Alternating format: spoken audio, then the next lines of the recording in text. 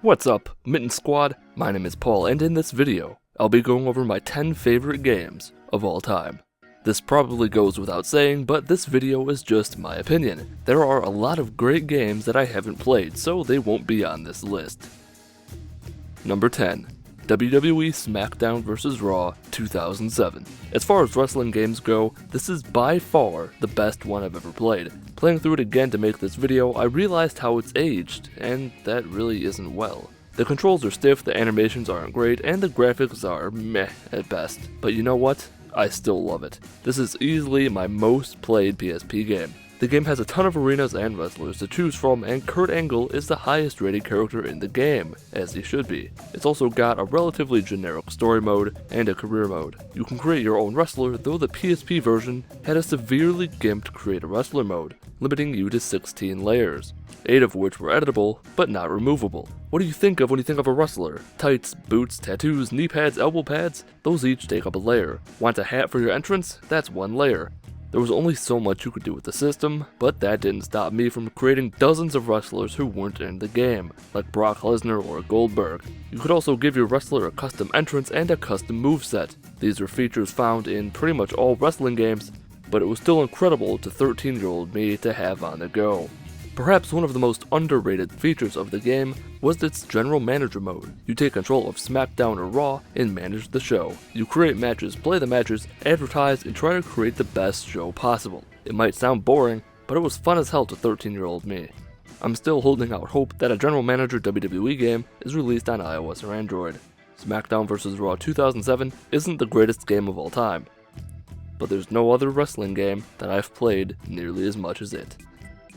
Number 9. Bloons Tower Defense 5. This one shocked me a bit. Originally, this game wasn't even going to be on the list, but I've been playing it for so long on various mobile devices since it launched in 2011. If you've played a tower defense game before, you know the ropes of this game. Place towers to stop enemies from reaching the end of the map. Bloons TD5 has been adding new levels pretty regularly since it launched. There are microtransactions, but you can play through the game easily without them. I've been playing it for years and never bought any.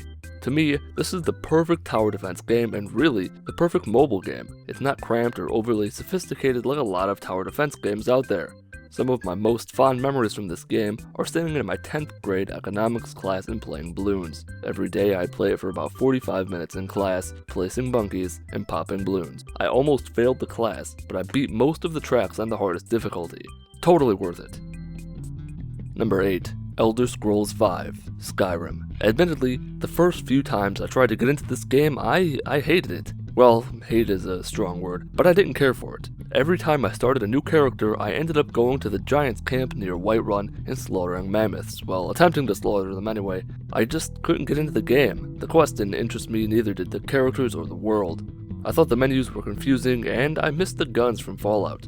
That changed this last November. I picked up the special edition for Xbox One on a whim and started a new character. Slowly it dawned on me how naive I had been. Everything about the game is just fantastic. Everything I disliked before I came to enjoy. And I think I played through it in a pretty unique way, being a stealthy archer who also uses blades and magic. I don't think anyone's ever done that before. I've never been so glad to be so wrong about a game in my life. Number 7. Halo 2. What's funny about Halo 2 being on this list is that I never once played it on Xbox Live until playing the Master Chief Collection. I got Halo 2 in 2005 when I got an Xbox for Christmas. My brother and I would play through the campaign over and over and over again. Usually it was only one of a few levels, Uprising, Delta Halo Outskirts, or Regret. Though I never played it online, I played it a lot in split screen like most people who played it. Friends come over, Halo 2 split screen. Going to a friend's house, Halo 2 split screen. For my 9th birthday, I had about 10 of my friends stay the night at my house. We played Halo 2 all night. It was one of my fondest gaming memories of the time. And the cliffhanger ending didn't really bother me either, though at the time I didn't really know anything about the story, despite playing through it so much.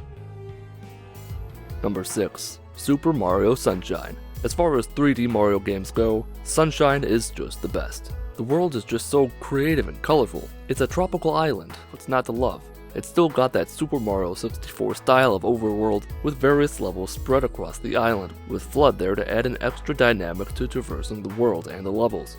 All of the levels are unique and different, the controls are tight, and it's got that classic Nintendo polish. It's actually kinda hard for me to describe specifically what I like about the game, because all of the various aspects of Sunshine come together to create a wonderful game.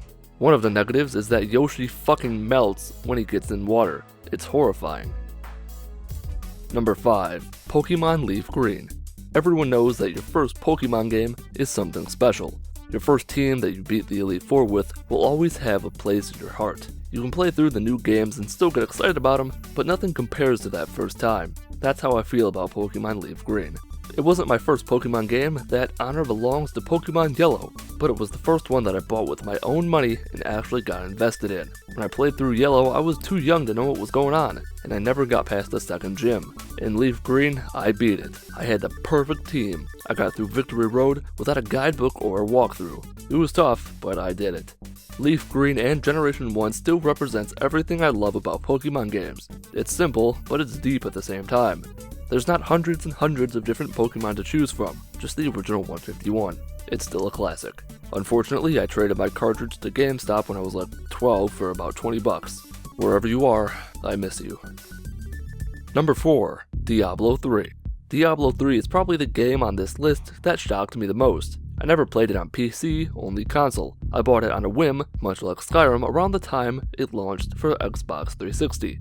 Very few games have ever sucked me in as much as Diablo 3 did. I think I put about 35 hours into the game in the first week I had it, which is a lot of time for someone in high school, considering how much time you spend in school and asleep. One of the best things about Diablo 3 is the loot. Every enemy you kill might drop a legendary weapon or piece of armor. That sudden holy shit feeling you get when you see that orange beam ascend from the legendary drop is unlike almost anything else in gaming, at least to me. I'm not a super hardcore Diablo 3 player. I haven't gotten a character to level 70 in hardcore mode yet, but I've gotten a dozen or so characters to level 70, mostly barbarians and crusaders, and each time it's just as much fun as the first. Diablo 3 is the perfect game to play if you're not sure what you want to play, but you just gotta play something. Number 3. Halo Reach. Halo Reach launched a bit before my number 2 game on this list, so they both competed for a very similar market share and my time. That said, they both offered unique gameplay experiences. Every aspect of Reach is phenomenal. The campaign is one of my favorite in the series. Firefight is more arcadey than its ODST counterpart, which was focused much more on survival. But it's chaotic fun and there's still a challenge depending on what your settings are. The multiplayer is top notch. It's a bit rough going back to it. It's not 60 FPS like a lot of modern shooters, but it still holds up well. Between Big Team Battle, Infection, and Invasion, Reach's multiplayer had some of the best multiplayer modes I've ever played. Perhaps the best part of Reach was the customization and how much your character was involved in all aspects of the game. Your custom Spartan was in the campaign and multiplayer. Getting to a new rank took a lot of time, but you earned the credits along the way to purchase your new piece of armor. You actually earned something. None of that random crate opening bullshit that's in a lot of games today. You want a certain piece of armor? You reach the level requirement and buy it with credits that you can only earn from playing the game. I know a lot of people view Halo 3 as being the better game, but I never got to play Halo 3 in its prime. So to me, Halo Reach is the best Halo game of all time. Number 2. Call of Duty Modern Warfare 2. Simply put, Modern Warfare 2 represents everything I loved about Call of Duty. It had great maps, the only map I didn't like was Derailed, great weapons though they were admittedly pretty unbalanced, and the gameplay hadn't gotten to the point where it was ridiculously over the top yet. 3 perks, a primary, a secondary, some grenades, 3 kill streaks, and a bitch-ass death streak. That's it. Modern Warfare 2 is the only Call of Duty game that I've gotten to a maps rank in, 10th Prestige, level 70. Plus, it had the best iteration of the Spaz 12 to ever be in a game. The sound it makes when you pull the trigger is quite possibly the best sound from any gun in any game ever. There hasn't been a game that I've spent as much time playing as Modern Warfare 2. I put somewhere around 750 hours into it in the 2 years that I heavily played it. It also had a kick-ass offline mode. The same leveling system in the online multiplayer was in split screen. My best gaming memories are of myself and 3 friends playing Team Deathmatch on Rust, snipers only. We'd play for hours and hours on end. There have been a lot of FPSs before and after Modern Warfare 2 that I've really loved, but none of them captured that excitement and frustration that I felt every time I played Modern Warfare 2. Before I get to number 1, I want to go over a few honorable mentions. Super Mario Advance 2, Super Mario World. Super Mario World is the pinnacle of 2D platformers, and in my mind, the Game Boy Advance version is the definitive version of the game. It still looks great over 15 years later. It's a master class in control and level design. My only complaint is that when I was 7, I didn't know a 96 in the save file select screen meant you beat every level. I spent an absurd amount of time trying to figure out where those last 4 levels were. I thought I was supposed to go to 100. Halo 5. I feel it'd be a bit unfair not to mention this game considering how much I've played it.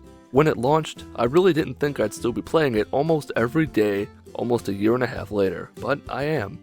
It took some time, but 343 added a ton of content to the multiplayer that really made it a fantastic game. It still doesn't feel like a Halo game to me, but that's not a big deal because it's still fun as hell. The campaign still sucks though. Wolfenstein: The New Order.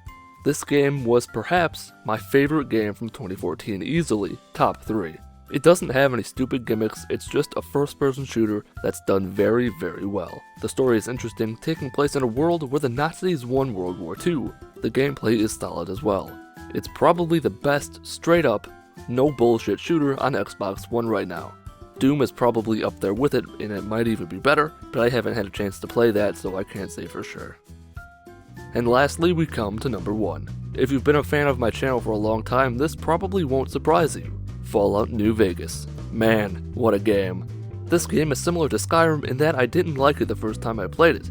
I rented it from Blockbuster when it first released, and I just couldn't get into it. Though I didn't really pay attention to the characters, I didn't know what the skills did, and the combat just seemed boring. And the list goes on. I got to the part of the tutorial where you kill geckos by the well, and I just quit. I didn't give it much of a chance. In 2011, I bought Fallout 3 and played the shit out of it until I beat it. My friend convinced me to buy New Vegas, and the rest is history. I've beaten it over 20 times across PC, PS3, and Xbox 360. It just doesn't get old to me. I know the quests.